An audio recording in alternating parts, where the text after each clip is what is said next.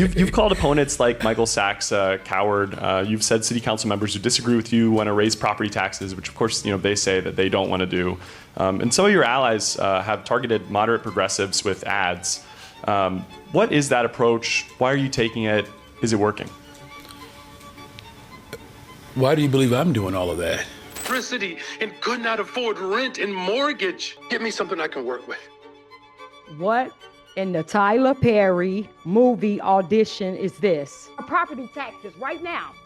Bill came out. And we're trying to figure out how we're going to stay in our homes, senior citizens that's on the fixed income, trying to figure out how they're going to pay these high property taxes. You don't know what it's like. You in your administration that's getting these raises. Let's talk about these raises. He's getting a $15,000 raise.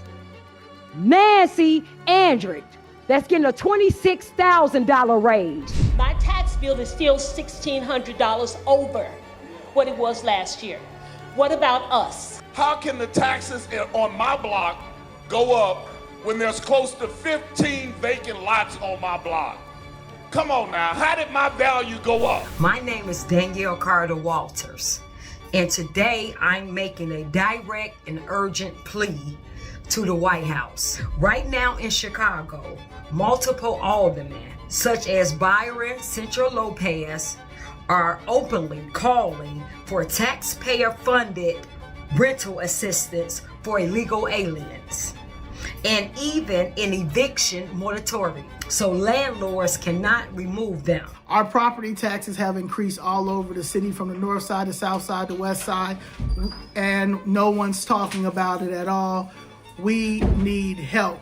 We need intervention. We are back talking about what's going on in Chicago. People are just losing trust in the mayor. Aldermen, citizens, everyone is upset, and they are starting to look for outside help. They're looking for the federal government. Right now in Chicago, that desperation is very loud. You have the Black residents, lifelong Chicagoans going on camera saying, hey, listen, we need federal government. We need help right here. Right now, Chicago is dealing with so many issues with the rising property taxes, unsafe trains, housing with mold, youth violence, and a massive budget gap. And City Hall is locked in a power struggle. It's the mayor versus alderman, the mayor versus the business community, the mayor versus the residents, and obviously he continues his fight against the federal government. Chicago is facing a real possibility of a city shutdown because Brandon Johnson and the city council cannot agree on a budget. It is a real battle over dollars where you can sense the pressure. If the mayor goes for a veto, that's on him. A group of aldermen aligned against the mayor's budget indicated they have more than the 26 votes required to prevent the mayor's head tax proposal and push through some ideas of their own, though acknowledging they have trimmed some of their own revenue plans. This is a very unstable situation, and underneath it all is the same word residents keep coming back to: trust, or more specifically, the collapse of it. Let's get into it. I'm a veteran, I'm a patriot, I'm a Black man. I normally salute and respect the flag, but I did not stand up to the Pledge of Allegiance because you are an anti-American, Brandon Johnson, because you committed a heinous crime. Poverty sucks. Corporations are making a killing right now, and we have alders that are more interested in defending these big corporations than families like mine who went without food and electricity and could not afford rent and mortgage. Get me something I can work with. What in the Tyler Perry movie audition is this? With the fake cries, what is this? See, we know what it's like. We knew what it was like last year when we came down here and we begged these aldermen, disgraced 50 aldermen, and you not to spend our money on illegal aliens, to put it in our communities. Now you committed a black on black crime. That black on black crime is you raising property taxes on the south side and the west side of Chicago right offhand. When you over here allow teen takeover and stuff, you trying to justify you don't want nothing to happen. Now, a 14-year-old boy is over here, their parents is getting ready for another funeral. and your kids are safe with 150 police details. We begged you for it. So we know what it was like when we was down here begging you for it last year. We know what it's like when Bionomics was in full effect. We know what it's like right now when my property taxes right now bill came out.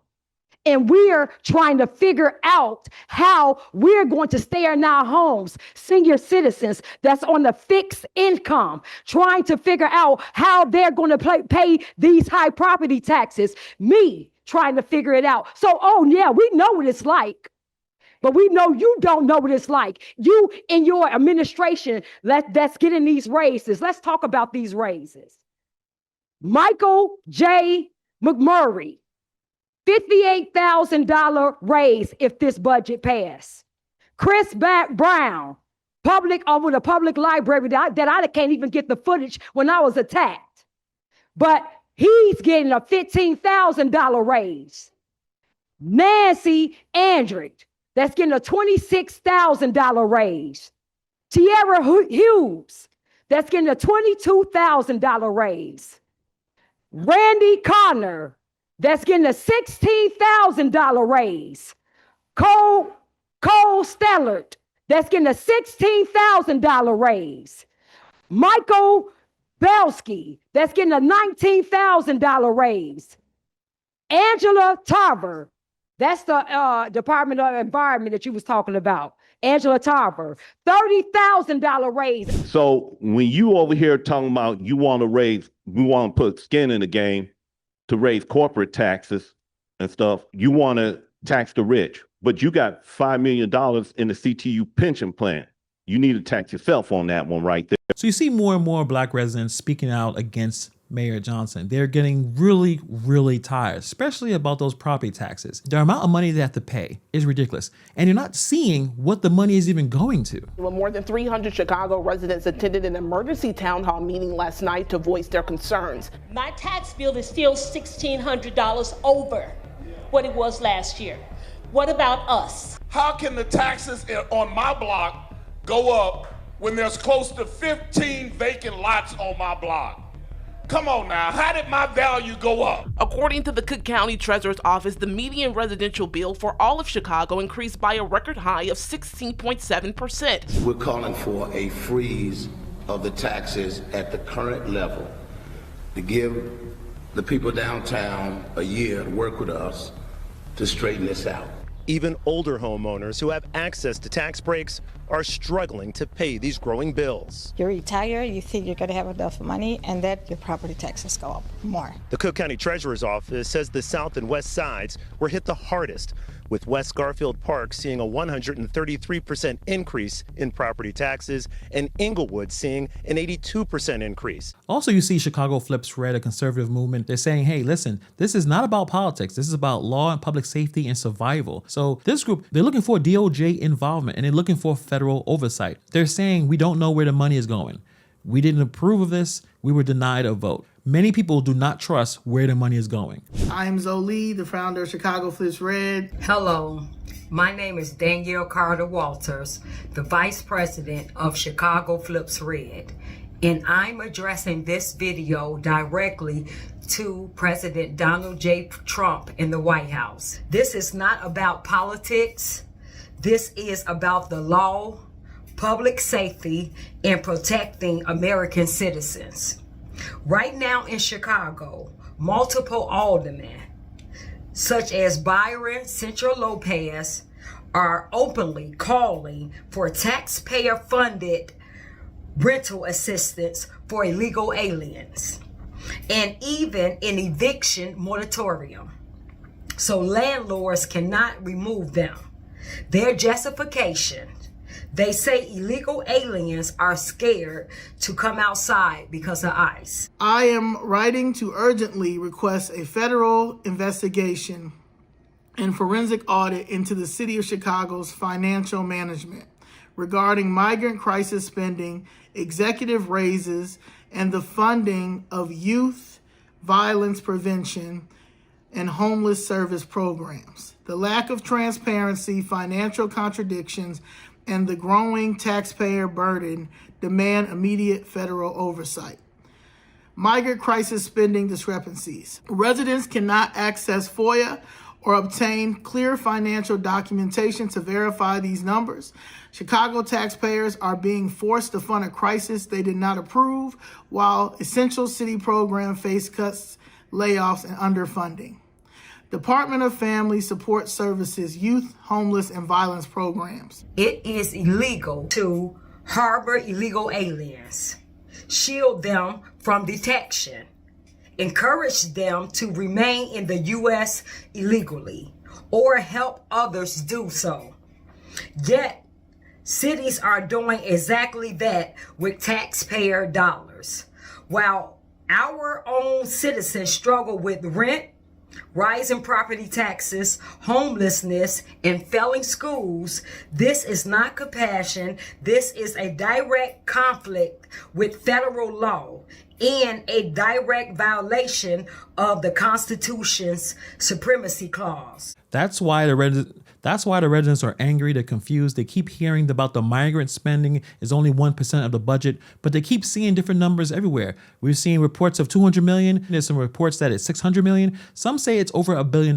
Not one single report, not one clean audit, no simple answer. Meanwhile, obviously youth programs are under strain, the violence hasn't slowed down, and homelessness is growing. So when people start asking the most basic question imaginable, if all this money was spent, why nothing feels better? That's not a political question. That's a human one. Even older homeowners who have access to tax breaks are struggling to pay these growing bills. You retire, you think you're going to have enough money, and that your property taxes go up more. Then there's public safety. You can debate taxes forever, but when people are getting assaulted on trains, when a rider is getting burned alive, when federal transit officials step in to warn about the CTA's funding, this is a massive failure. And when residents hear about those incidents described as isolated, they feel dismissed. People don't want talking points. They want to feel safe when they go to work, sending the kids outside, using public transportation. Right now, many people in Chicago don't feel that. They have to deal with what's going on outside. The mayor continues to gaslight them to make it seem like everything is fine when they know it's not fine. That's why the residents want some federal help. In this last meeting, there was a resident that just straight out said, hey, listen, you need to talk to Trump. We need federal help. I am here to ask you of a favor. I need a favor. I came here to ask you for a West Side favor. We had a flood on the West Side 2 years ago in 2023. FEMA came here, did the needs assessment. We submitted as the city, the Community Development Block Grant Disaster Recovery Action Plan. In that action plan, we got $426 million. Remember, we were at Austin Town Hall. We held the check. We smiled. That was great. But then when the money fell, we saw that 91% of that money went to infrastructure needs, because based on the report and the analysis that the OMB did, the majority of the housing needs were met. However, that was done when it was still warm, before people turned on their furnaces. So now we're going to these meetings and people are very frustrated. They're saying, oh, he got all this money and we don't have any money for us. We have a mold problem right now on the West Side. So it is very possible for us as a city, the OMB, if you tell them to do this, to amend the action plan to put housing supports in there so that we can do mold remediation. And now that mold is going through the houses.